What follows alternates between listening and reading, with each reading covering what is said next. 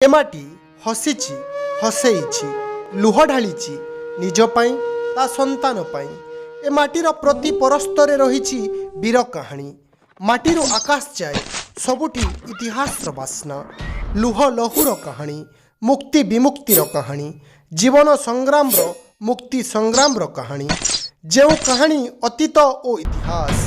ଏହି ମାଟିର ଇତିହାସ ଯେଉଁମାନଙ୍କୁ ନେଇ ଗର୍ବିତ, ଯେଉଁମାନଙ୍କୁ ନେଇ ରକ୍ତ ଜର୍ଜରିତ, ସେମାନଙ୍କ ବିନା ଏହି ମାଟିରୁ ଆଜି ହସ ଝରୁନଥାନ୍ତା। ଯେଉଁମାନେ ସେଦିନ ଛାତିକୁ ପଥର କରି, ଦେହରୁ ରକ୍ତ ଝରେଇ, ପିଠିରେ ବେତମାଡ଼ ଖାଇ, ଫାଶୀ ଖୁଣ୍ଟରେ ଝୁଲି ତିଆରି କରିଛନ୍ତି ସ୍ୱାଧୀନ ଭିଜା ମାଟି। ହେଲେ ଇତିହାସ ପୁସ୍ତକ ତାଙ୍କୁ ସେତେଟି ଗୁରୁତ୍ୱ ଦିଏନି।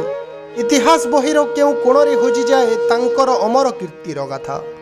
ଆଗାମୀ କିଛି ଭିଡ଼ିଓରେ ଆମେ ସେମିତି କିଛି ଯୋଦ୍ଧା, ଦେଶଭକ୍ତ, ସ୍ୱାଧୀନତା ସଂଗ୍ରାମୀଙ୍କ ଜୀବନୀ ଓ ତାଙ୍କ ସଂଗ୍ରାମକୁ ଦେଖିବା।